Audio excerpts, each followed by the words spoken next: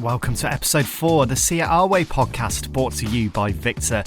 In this episode, Johnathan, Lee and I talk about our experiences in education as blind and visually impaired young people, and Ruqayyah shares what studying at university is like with her guide dog.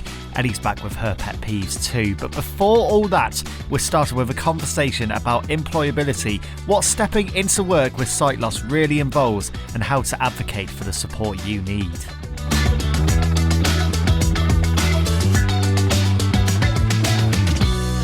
Hello everyone, I'm Catherine. I work for VICTA. I'm vision impaired and I'm 25 years old. Hi everyone, I'm Robin. I'm 29, I'm turning 30 in November. Insane. Fully blind, and yeah, I've been kind of, I guess, in and out of like the working world and uni and stuff. So I guess I have a few things to comment on. So, hi, I'm Ruqayyah. I'm visually impaired. I am 26 and I am a forest school practitioner. Are you guys both working right now? Should we start with that? I'm in between jobs at the moment. I was in work for like 5 years, but then because of like redundancies and stuff, kind of looking for roles at the moment. So it's interesting being back on the job hunt. So I am a freelance worker. I can work for private groups. I can work for different organisations. It just depends on what they're looking for. And yeah, I really enjoy what I do. And it is very controversial working outdoors and working with children. But I think if you know your limits and how much you can handle and that kind of thing, I think you can definitely make it work for you. But we're kind of covering all bases really. Like Robin, you're in between jobs. Yeah. You're a freelancer. And then I've got my full-time job with VICTA. Yeah, and it used to be like very much in the corporate space as well, so that's its own beast. Yeah, we're kind of covering all bases, aren't we? Did you guys, before you sort of entered the world of work or got your first jobs, was employment something that was a real concern? Because I know for me, I went to university, and during that time, I was very worried already about graduating and what that was going to be like, trying to find a proper big girl job where there was going to be things like I have to disclose disability. Corporations might not understand what reasonable adjustments I would need or really know what vision impairment is. So was that a worry for you guys as well? Most definitely. I think especially because with the nature of disability, right? Some people have non-visible disabilities, in which case, and they've figured out what, or if they want to disclose at all, right? And if they don't, they've like figured out, rather, if they don't want to disclose, they've figured out how to work around it as best they can, right? Whereas for people with visual impairments, I think it's at some point in the application stage, or like during at least the early stages of a job, some sort of disclosures will need to happen purely because of any reasonable adjustments that you might need, right? And I think as well with the disability employment gap, figuring that stuff out when you're like graduating is hard. Yeah, I do definitely agree. And yes, there are I think a lot of people who feel that they don't like disclosing their disability in the application process. Like myself, I was raised, and I'm going to say as a sighted child, so I can get around without a cane and all of that kind of thing, even though I do use my cane. So people will say to me, "Oh, you don't seem like you can't see properly," and that kind of thing. And I know that is said to a lot of people, but I think Classic. I understand. Yes, but I understand the reason behind why people say it to me specifically, especially if I'm not using my cane. But still, that can be quite scary of the misunderstanding of visual impairments and disabilities in general, and the scale of disabilities and all of that kind of thing. It's scary enough trying to figure out what career you might be interested in or going through the interview process anyway for anybody. And then when you add a disability as the extra layer and all those things you need to think about, like, when am I going to disclose this? Yeah. It just creates quite a lot of anxiety. And I think that's another conversation around, like what you just said, Ruqayyah, you may not necessarily look disabled. So then that's another question of, okay, at what point am I going to say that I am?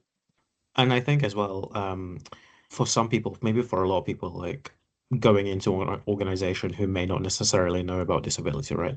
They feel like they have to both advocate for themselves and educate the people around them on not just their disability, but kind of more widely. And I think, again, very kind of daunting, right? Because you're just going into, maybe it's your first job.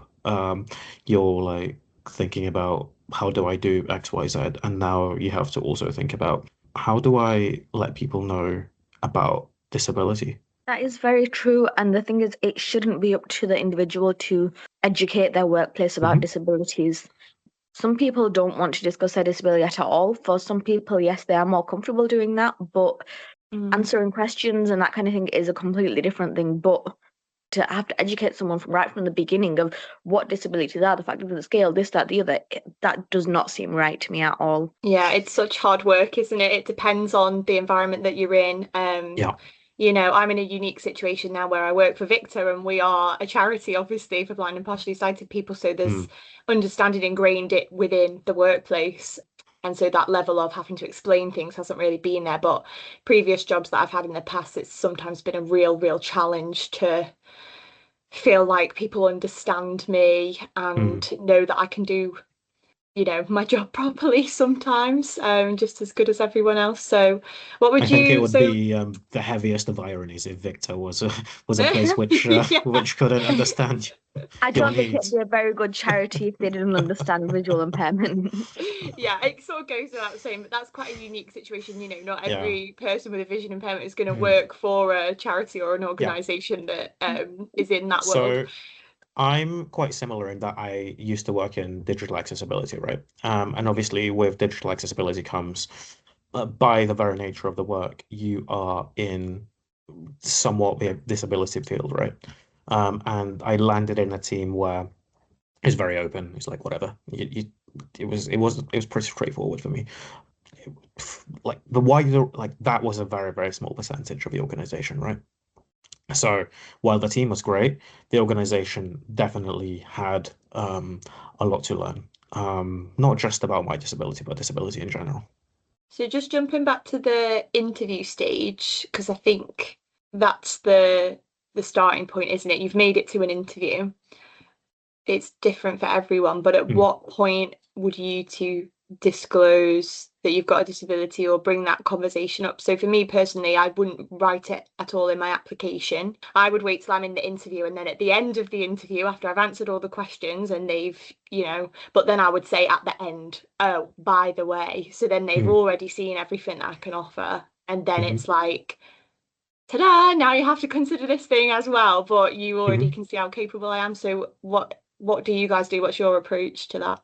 So I think for me it's slightly different because I've had interviews in the past where I needed to do certain tasks, right? Whether that be like testing a website, etc. And for that kind of thing, I need it to be known that everything that I will be working with, whatever task, it needs to work with screen readers. From that side of things, I don't have, I guess, the choice of leaving it right after interview. Has that gone down well most of the time? You had positive So experiences? for the most part, like because I've been applying for roles which are kind of accessibility based, they are aware of things like screen readers and stuff, right? And I, for a previous application that I did do, I specifically had a talk with the person who was going to be conducting the interview about adjustments and whatnot. It didn't move any further purely because the things I needed wasn't going to work with their tech stack. From, I guess I've just gotten used to do disclosing early purely because if I don't want to be caught out in interview, and if they give me something to do which I can't do during the interview stage, it doesn't look good because of like a lack of adjustments. I think that does make sense, and it definitely fits your field of work. So yeah, that definitely, I think there's a need there to disclose your disability. But what would you like recommend to others that if they were applying, say, in different fields? I think it will be different for everyone, right? it will be dependent on how much vision you have, what the role is. So I think it will have to be a judgment call. But also I think there's only so much you can find out about the organization that you're applying for, right? But find out as much as you can. Try and, again, this will be limited in what you can do, but try and get, I suppose, the vibe of a place from what you can find online, whether that be Glassdoor reviews, whether that be LinkedIn post, whatever that might be. And I think that will kind of indicate to you as to whether people might be or might not be kind of welcoming of disclosures. I do feel like that is some very good advice. And not just need, I feel like I'm going to say maybe on TikTok and that kind of thing, people will post Mm. about things. I Yeah, feel like yeah. that is somewhere that people are generally quite honest when they're just talking. That is somewhere you could look at for like reviews and that kind of thing. But like myself personally, to be honest, I will judge it by it's different each time. And to be honest, a lot of it is connected with how my mental health is. So if I'm having a good day, then I can be like, yep, okay, I'm confident enough to say that yes, I'm using a cane and I'm not bothered about what they think and that kind of thing. But then again, on a good day, I can maybe think, I don't want to, and I'll just go in and see how it goes. Mm, So mm. I don't really have a strategy for when I disclose or how I Yeah, disclose.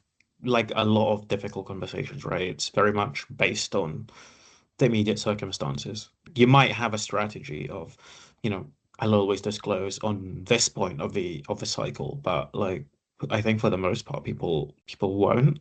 As an example, if you have a screening call with somebody, you might get a positive vibe from that person, right? And like that might give you a good feeling. Whereas that screening call might just be pretty neutral, or if not negative, in which case that might put you off, you know?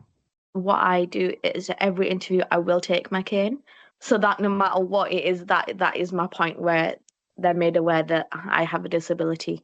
So what do you guys have like a set script or something that you always say if you get into that advocacy point, or do you just wing it? I'd always frame it in a way that is almost, I guess, incidental. What I mean by that is like, yes, I'm visually impaired, I'm blind, whatever. But in terms of the job itself, kind of go into what it will affect, what it won't affect, if anything at all, right?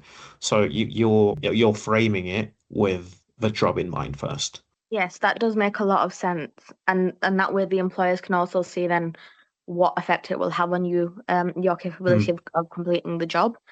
With myself, when disclosing my disability, I will say, like just let you know I am visually impaired, and then I'll sort of give the facts of my condition, my sight levels, like I have no mm, vision in my left eye, I've in my right eye, that kind of thing.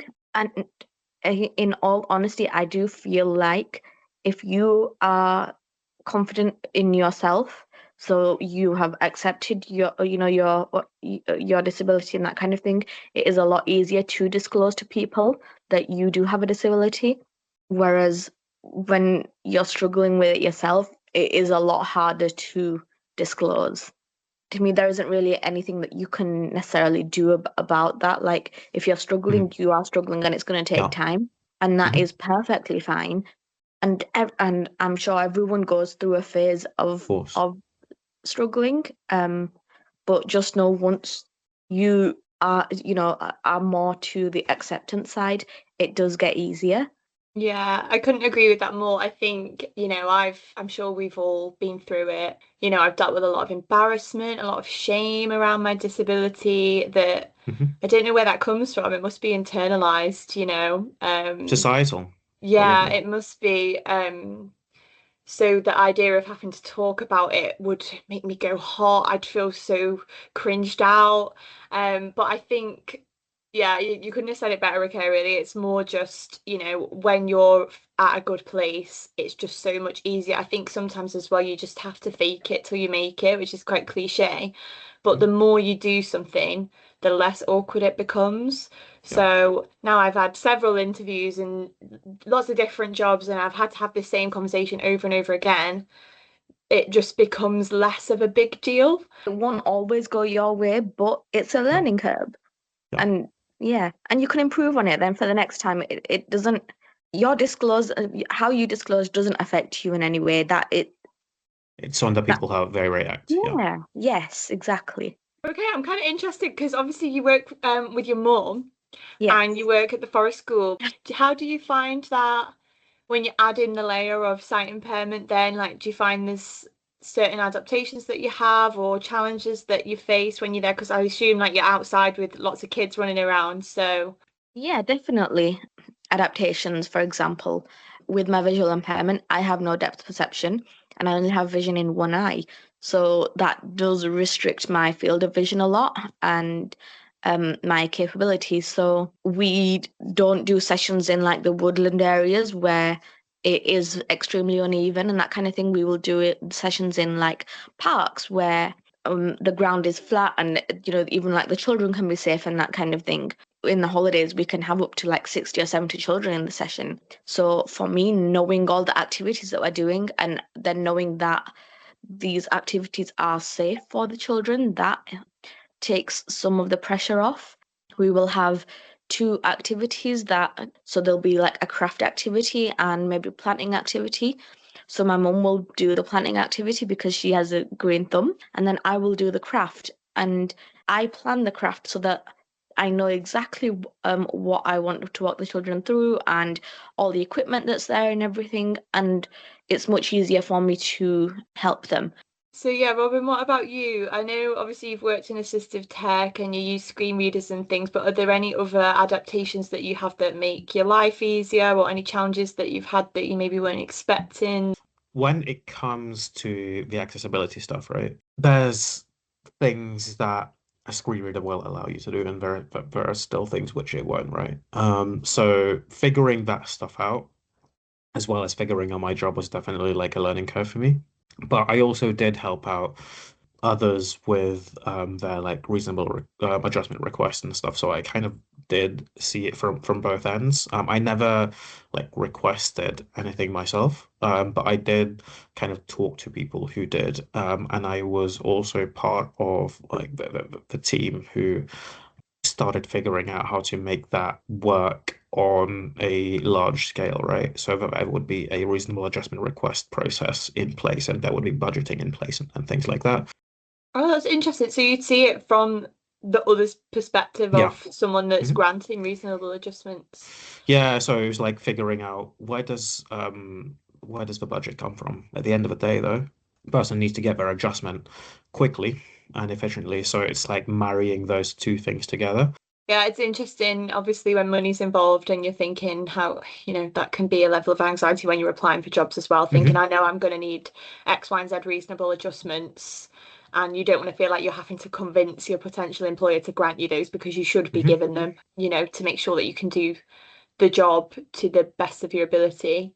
With just yourself, Robin, and your own reasonable adjustments, has that been easy enough for you to get your reasonable adjustments? Like, what sort of things are you asking for, and do you find? So, like, I wasn't really asking for anything in particular. It was more a case of like working with my team on workflows, right?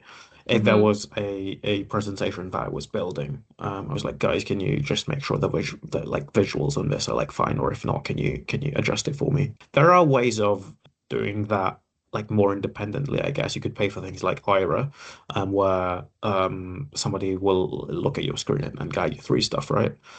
Eye strains and headaches is something I do suffer from when sat in front of a computer for a long time. A good few years ago now, I was working as a receptionist, so there was a lot of computer work, but also there was a lot of other work around the office that needed doing.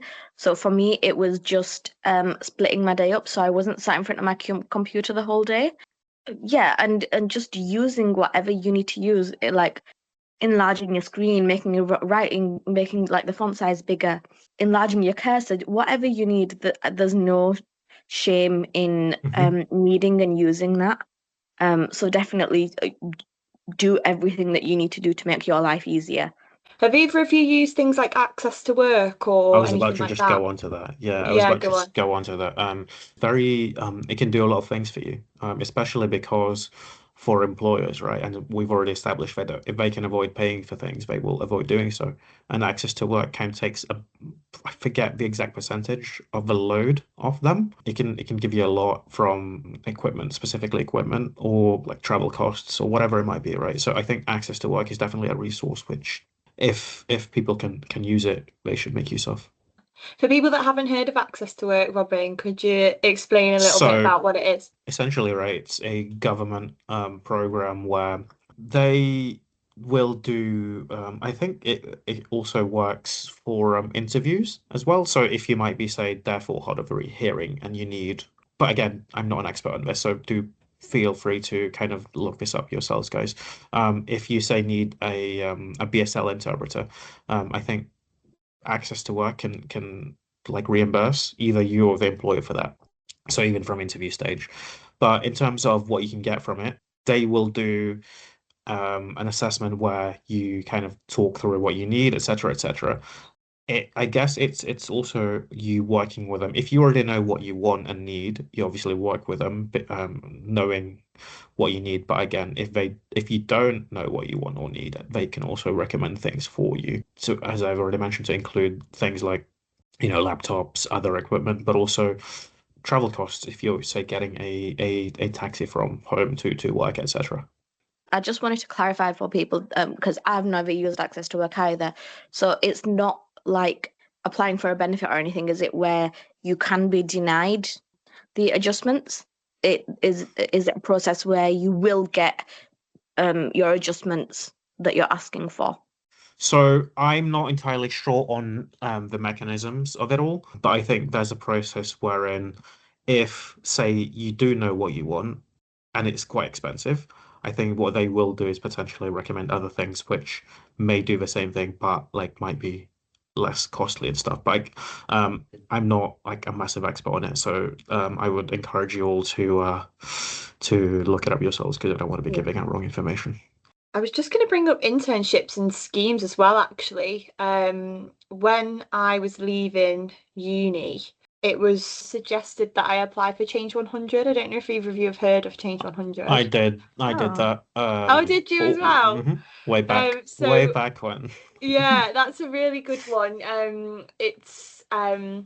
Yeah, it's an internship scheme specifically for disabled people. So Yeah. not just partially sighted people or blind people, but anyone with any disability. And if you apply and you get into the program, then they will assign you to an organization or a Yep. company or an employer within your interest that you've stated, and that employer has joined through Change 100 as well, and they know that they'll be bringing on a disabled intern. So it's quite interesting because I saw this from both sides as well, right? Because obviously I was an intern, but then when I joined my previous organization, I got them involved.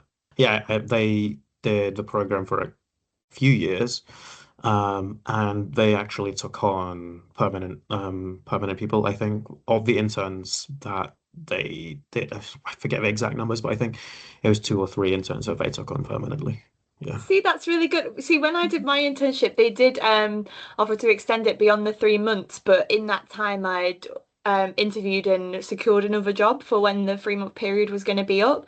But I think that's a really good stepping stone if you're, leaving education, and you're thinking, oh my goodness, it's really scary out there. I don't know how Yeah. to ease into the world of work. Change 100 is good. And there are Yeah. other schemes like it, that again we can link. One of our change makers, Tala, is doing a similar thing through the civil service, but it's not with Change 100. It's a different scheme that I can't remember the name of, but they are out there, and those are quite nice because they are specifically for disabled people. So you instantly feel a little bit, I guess, more reassured and a bit safer that the employer has already done their research because they're doing it through this scheme.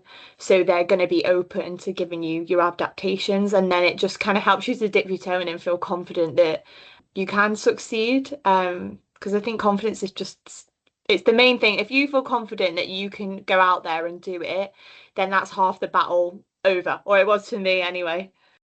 So yeah, maybe one piece of advice for someone that's listening to this now who is starting that journey of leaving education or maybe leaving one job and looking for another one. What's one piece of advice that you would give to them to kind of help them? I know I think the we were kind of joking about this earlier, Catherine, but I think the job hunt is in itself a full-time job, right? And there are going to be points, there are going to be times at which it's super slow, it's so discouraging, etc., etc. And like, it's one of those things that you'll have good days and you'll have bad days, like everything else. So just keep in mind that you will, and again, this will sound kind of cliche and stuff. You'll find something eventually. It might not take and all that. As long as you keep plugging away at it, like something will hopefully turn up. Yeah, I agree. 100% agree. I think my advice would be you're not searching for the job you're going to do for the rest of your life. That is the biggest thing they tell you when you're in education, and it's not. No one does one job for their entire life. No, not anymore. Yeah. Yeah. So if you stop focusing on that, you don't have to your GCSEs. You don't have to decide what your GCSEs to do your job for the rest of your life.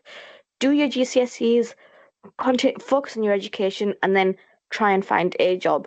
You might like it, you might love it, you might want to do it for the rest of your life. But if you don't, that's not a problem, because that is not the way the world works. Not anymore.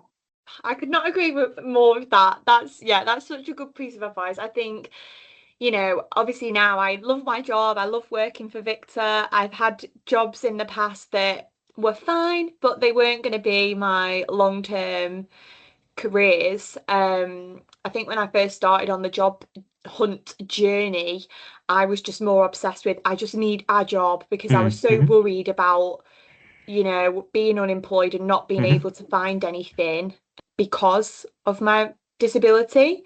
So I didn't really care what I did as long as it was something, because I wanted that reassurance and security. And then I think the more that you do, the more experiences that you have, the more you realise what you like and what you don't like, and you become more confident with advocating for yourself, disclosing like we were talking about at the start, making sure you get your adjustments, and just being more comfortable around your colleagues. So yeah, I would agree. I think my piece of advice on top of all that would just be to use the resources that you've got available to you. They, like anything to do with VI, I find like finding resources, it can be really difficult. You have to go down rabbit holes on the internet. You have to search for all sorts of things. But things like Change 100, different internship or placement schemes that you can go on that are specifically for disabled people, they're a nice stepping stone. Things like access to work. I've learned about IRA today because Robin brought that up. Like, there's so many different resources out there. It's just the time and effort that it takes to find all these different things, but just knowing that they are out there and that you can use them, and just to stay persistent would be my piece of advice. This podcast is brought to you by VICTA, a charity supporting blind and partially sighted children and young adults.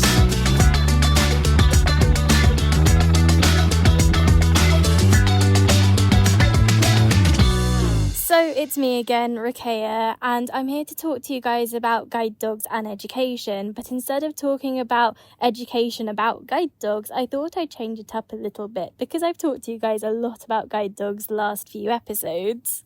Really like to talk about having a guide dog through education.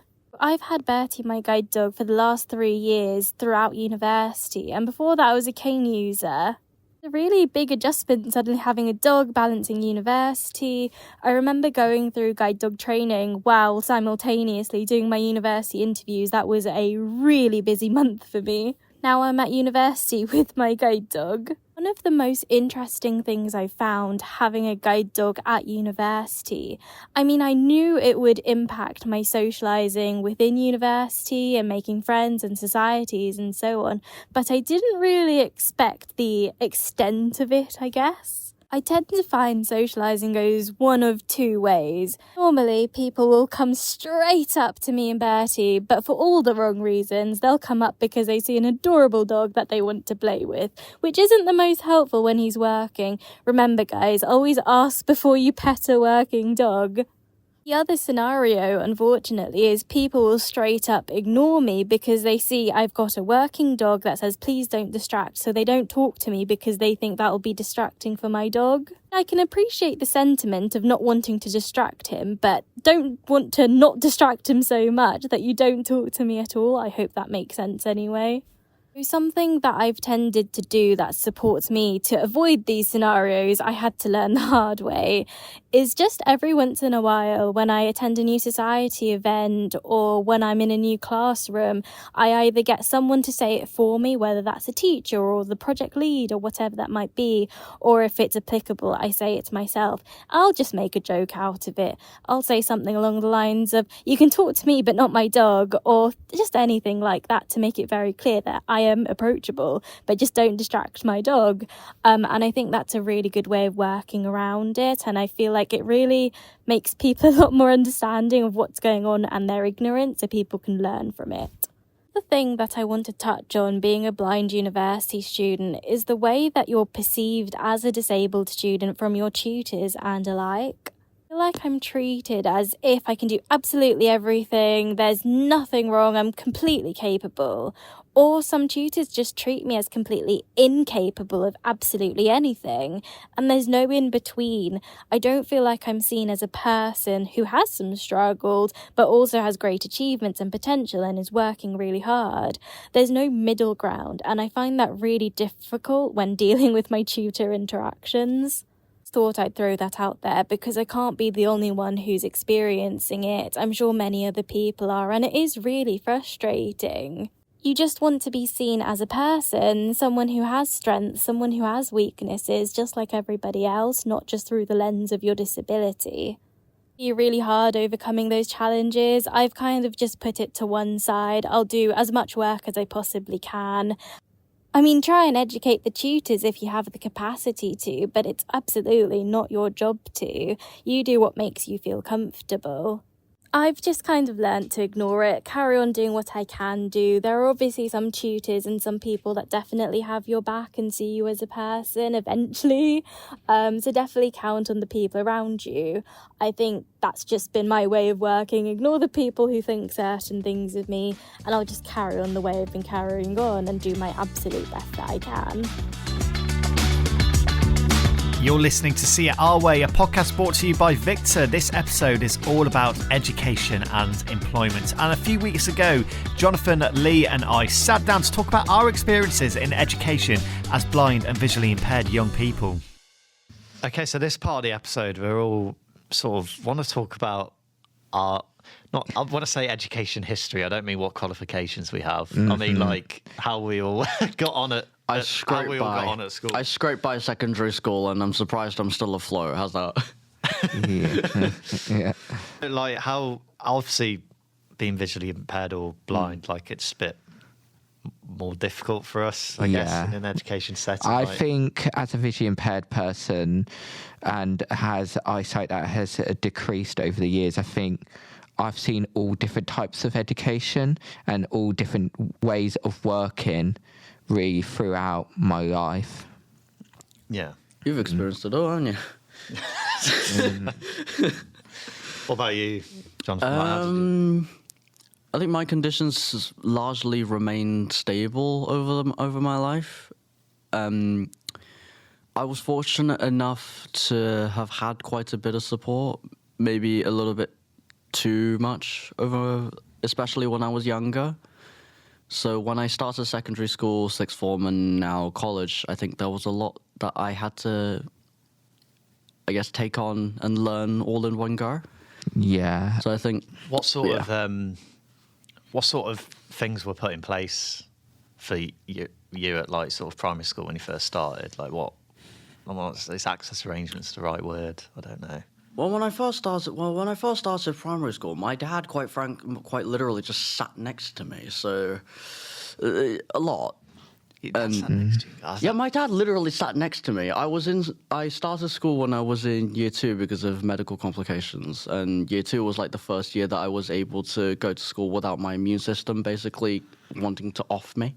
And so, as a precaution, basically, for the first 3 to 4 months, I'm pretty sure, my dad just sat next to me and basically supported me in my work.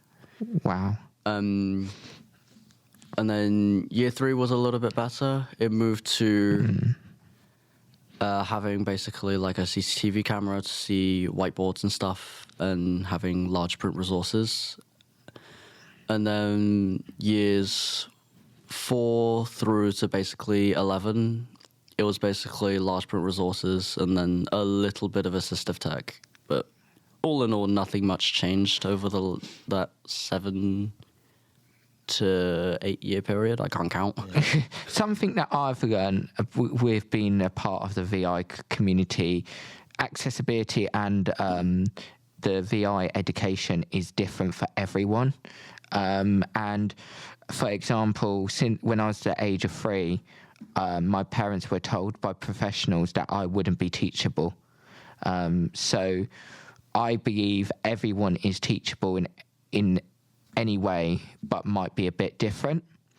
And I have learned a lot over the years, and that being told not being teachable has made me push to learn and develop my skills further, really. And as we said, it's not about qualifications, but it's not about just getting the qualifications. It's about being in the big real world as well, education, and learning the next steps after college, university, whatever you might be doing.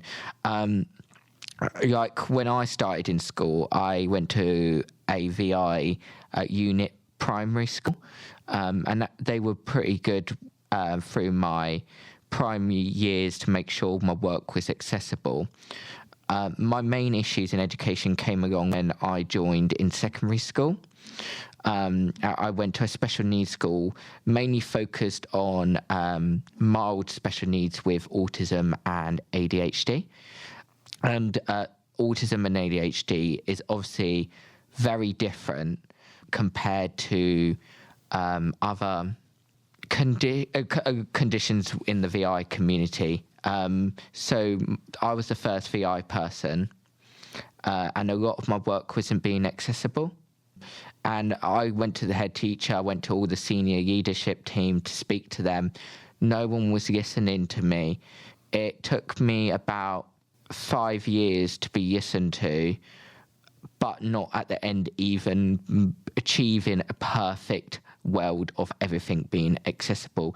Like, I had one teacher that put a worksheet in front of me in maths, and 5 minutes into the lesson looked over to me and like, why are you not filling it out? And he went, oh, because you're blind. And that was in year 11 when I've been at this school for 5 years on top. Yeah, it's shocking. I know. And then in college, I've been much more supported through the last 4 years with going to a VI college based in London and the South East. And we really highly focus on growing students' independence and skills and confidence as well, so they can live their life without limits, really. It is a very crucial for VI students to be listened to. And I want to say, I think education has got better since even I've been in the system. I'm not saying it's nowhere near perfect. The main issue comes with me is that I have a ultra rare genetic condition called Wagger syndrome, and only 500 people worldwide that have this condition. And it comes with a lot of complications as well. And because it's not known, no one really knows how to properly support me. I feel like that summarised the whole lot. Yeah. I think that. Yeah, that's it, to be fair. What more can we add? All right, let's end it. Anyway. Now, I guess I can talk about, You have the most experience out of all of us, I think. Do I? Pretty much, I think. You go to uni, You though, go to don't you? uni, so you've been through probably more time than us. So. Do you start from the start? How was education at the start? And then take us through to uni, really. Yeah, so, I mean, primary school, I think they just throw everything they can at you in terms of which isn't a bad thing in terms of support. Like pasta, innit? Just throw it at the wall and see what sticks. Yeah, that's a good analogy. And, I had I'm visually impaired, so I do have vision, but obviously not that good. So I used a laptop at school rather than writing. I had a monitor, and they used to, and like you were saying, Johnathan, about how you could.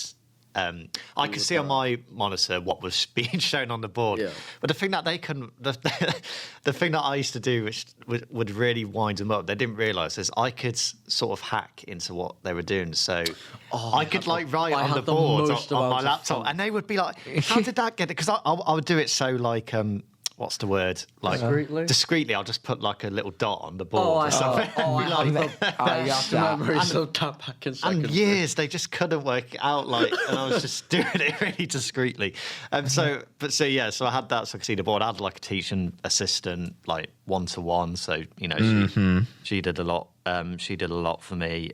So primary school was really positive. I had my own separate desk, which I don't know, looking back, if that was a good thing, because then it just sort of segregates you from everyone else. But I can see the reasons why they did it.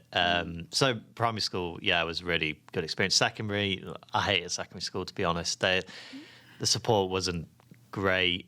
It was sort of working out what is good for you and what isn't. And obviously secondary school, people going through puberty, they turn not nice. And obviously I didn't want to be that person that was singled out, the only person there with a laptop. When it was really bad, I wouldn't ask for any adaptations. Basically, if nothing was modified for me, then I would just use a magnifier on my phone. Yeah, and I just deal with it on my own.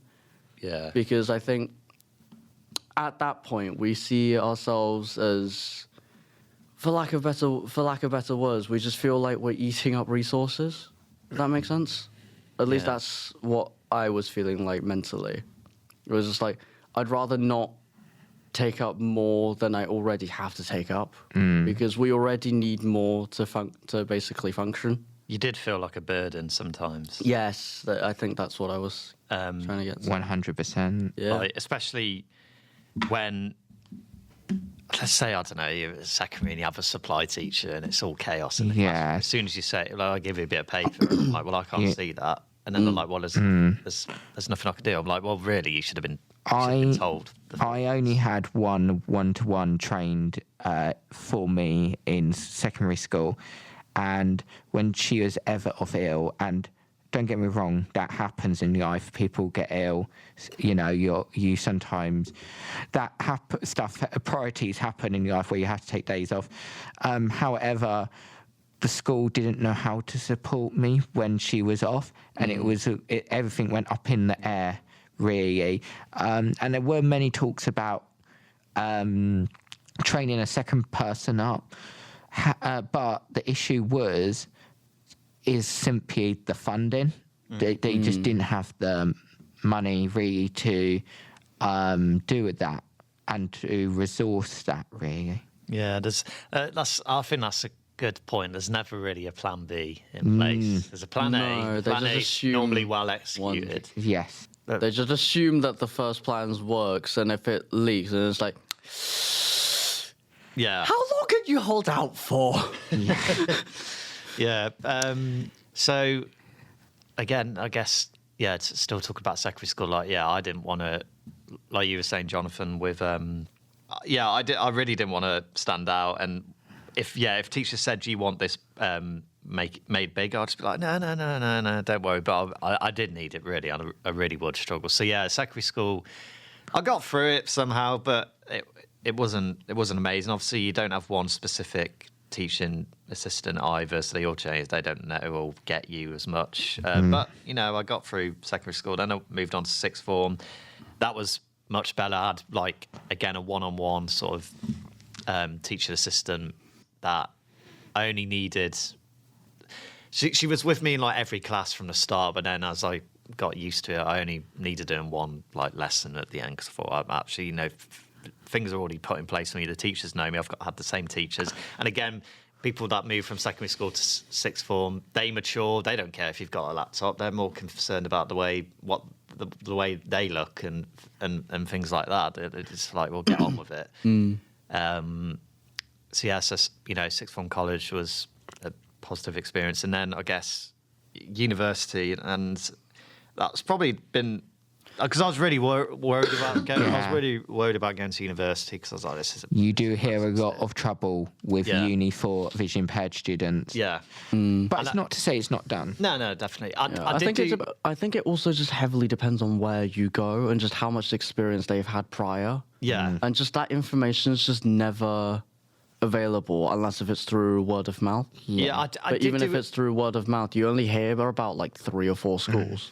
I did do a lot of research before because it was hard to balance what I wanted to do as my course, and then there's also guides out there that who are the best top universities for helping people with disabilities, and it was finding the right balance with a good success rate with my course and a uni that is good for that has a good track record of dealing with people with disabilities. So I ended up at De Montfort's, which is in Leicester. Had a fantastic 3 years there. Apply for DSA, Disabled Students Allowance, because it is they give you everything. Absolutely, they went above and beyond. They got a whole new this massive gaming laptop, which is great. I've still got that now. A monitor. Keyboard, mouse, a chair, a printer. They even gave me a printer. I'm like, why do I need a printer? Just take it anyway. 3 years worth of counselling, 3 years worth of study support, 3 years worth of one-on-one tutoring kind of thing. What were you studying?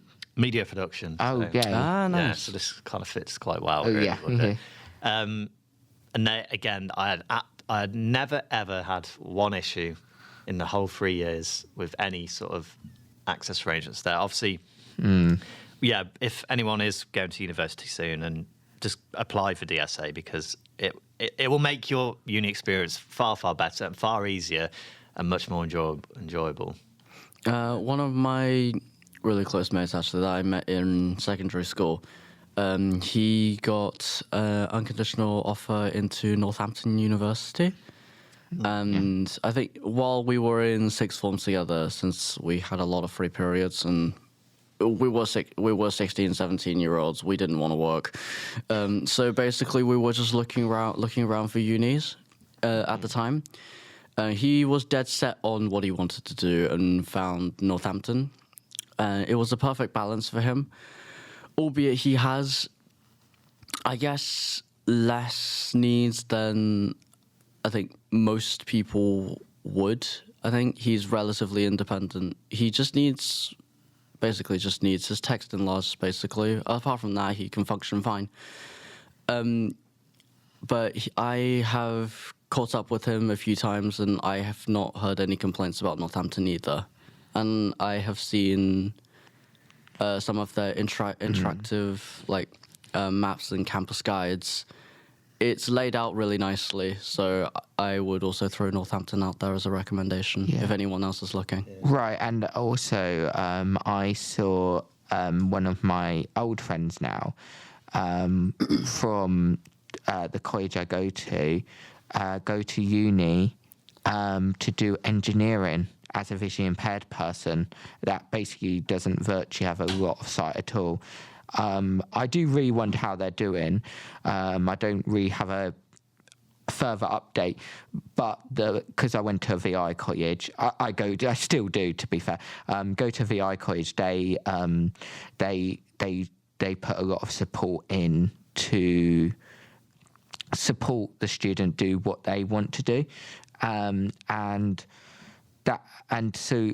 The point of me bringing this up is just to say you really can do anything. It might be thinking out the box a little bit, and it might be ways around doing it in a different way. Oh, yeah, absolutely. I know 3 really close friends who all got acceptances into Cambridge, and one of them has no sight at all. 2 of them are going to study psychology. One of them is going to study law to become a designated lawyer for visually impaired and disabled children against local authorities. So it just shows if you have the drive, then you can achieve a lot more than most people would give you credit for. Yeah. The key point, though, is the VI student can't do it alone. They need the support and they need the skills from the education settings previously. So, like, I know one student that is very, very smart. Think of like A-star student. However, she went to uni and struggled because she didn't have the computer skills. So that's when the difficulty comes in, when them skills haven't been brought in from a very early age. And obviously I don't know if any of you had this, but also I did have a QTVI in school. And a point of a QTVI is a qualified teacher for the blind is to deliver these skills, key skills for a VI student, Yeah, I had a QTVI and it was okay, but then I think as soon as I hit like year 9, year 10, my QTVI had to also be a QTVI to like 9 other students. So the older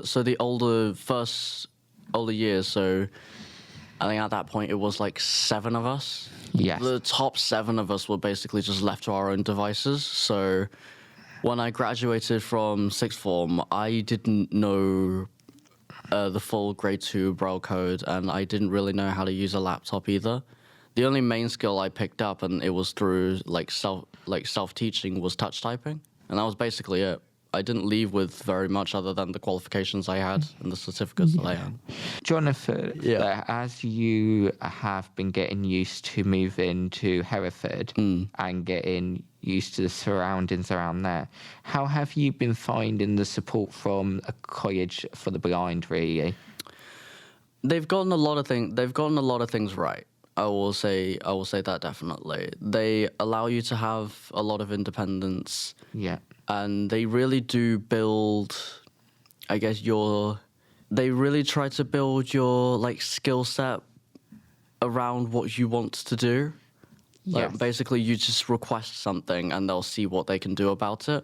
A lot of my routes weren't even like in their like approved list of routes that all students needed to learn. I just asked, like, I found this place on Google Maps. Can I learn how to walk there? And they just did it. All right. So I think they can do quite a lot as long as it's within reason.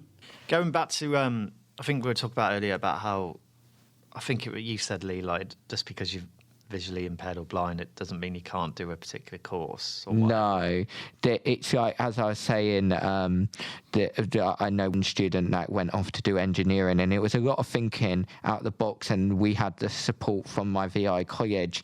It did come with some challenges, and they were virtually fully blind, and it was incredible to see, and it really inspired me to say that really can do anything in reason. I think it's fair to say. Like, obviously we can't go and drive a car for obvious reasons, but I don't really want to be honest.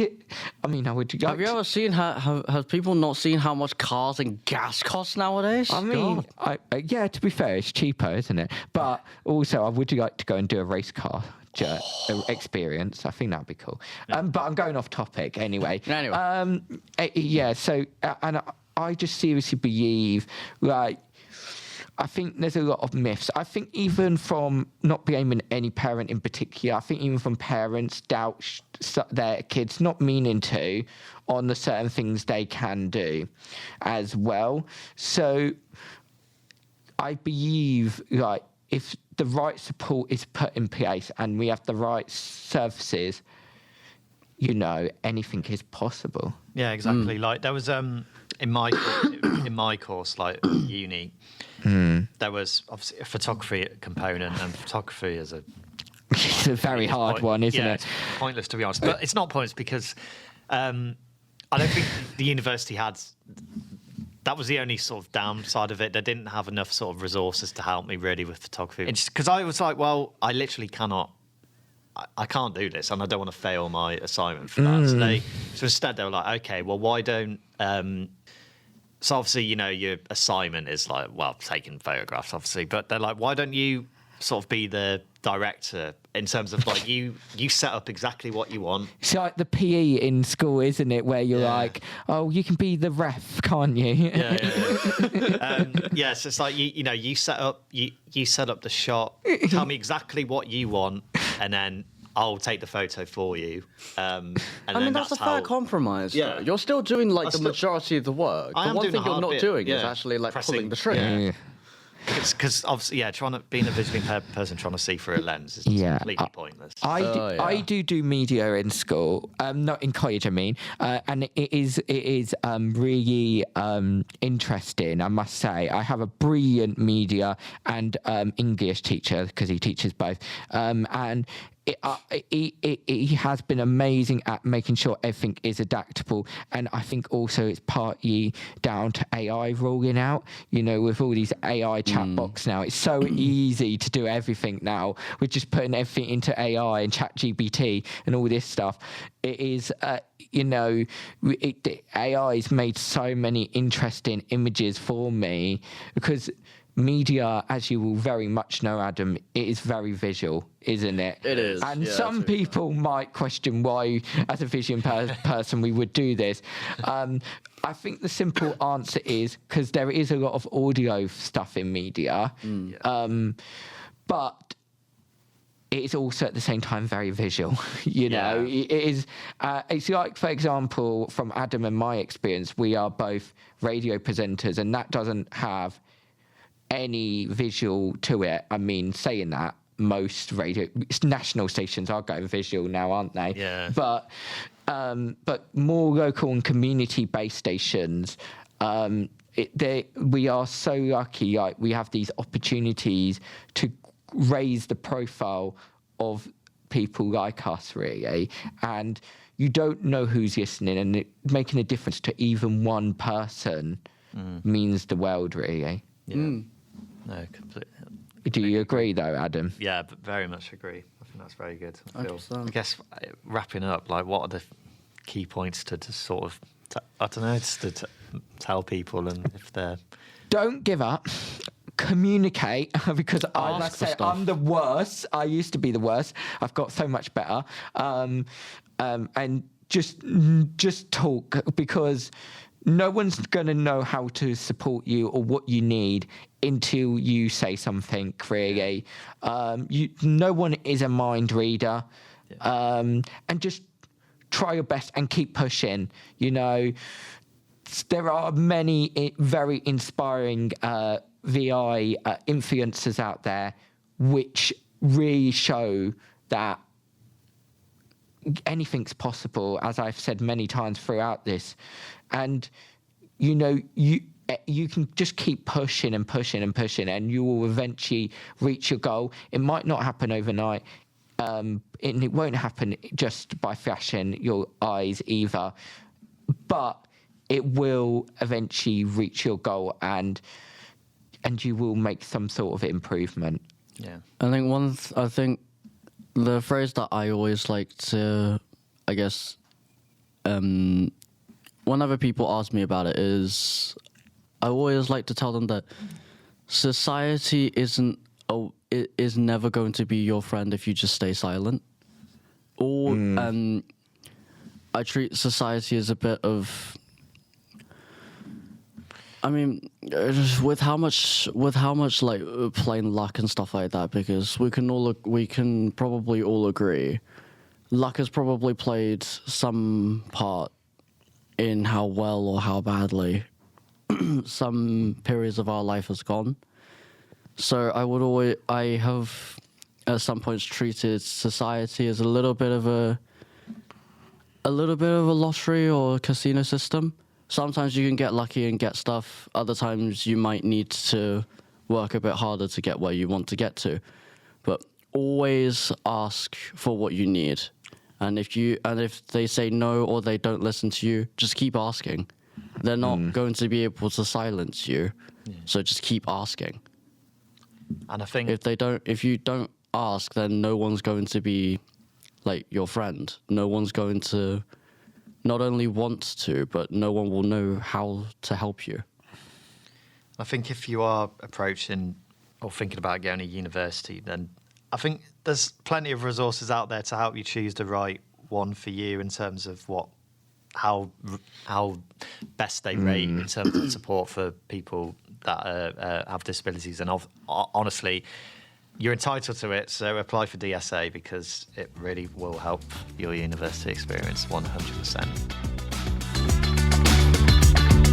This podcast is brought to you by VICTA, a charity supporting blind and partially sighted children and young adults.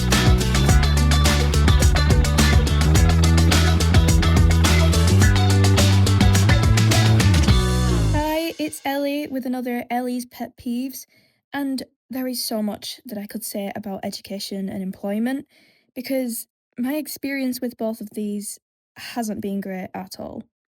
So when I was in school, I had so much forced upon me. I was forced to use a cane when I didn't need one. And if I didn't bring one to school, no joke, I would be locked in a room. They'd take my phone so I couldn't contact my parents, and I'd be left there until someone could bring me a cane, which I don't feel like is legal, but hey, who am I to talk? And yeah, no, my voice was absolutely never heard when it came to education, and especially with employment. When I went to the job centre to try and discuss getting a job, they kept telling me, well, they'll put it down as an illness. They just kept saying I had an illness and that they were going to look into getting me a job, but because of my illness, maybe I will one day, maybe I won't. But the thing is, I don't have an illness. An illness and a disability are two very, very different things, and you'd think someone that is trying to get you into employment somehow would know that, but apparently not. So yeah, with education and employment, it is really, really difficult for us. And if you are hiring and you're listening to this, please just take into account that blind people are still capable. And if you work in a school, please do what you can to make sure that our voices are heard, because we are still people and we still deserve the same kind of treatment as everyone else. So yeah, that's basically all I have to say on that. So thank you for listening to this. And yeah, if you are working in education and employment, do take note of this, because the lack of support that we get is just, it's not fair, and yeah, we just want to be heard.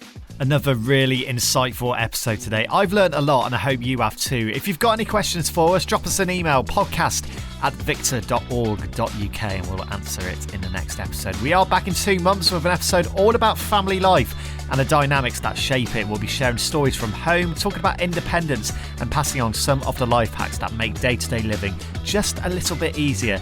It's one you won't want to miss. See you then.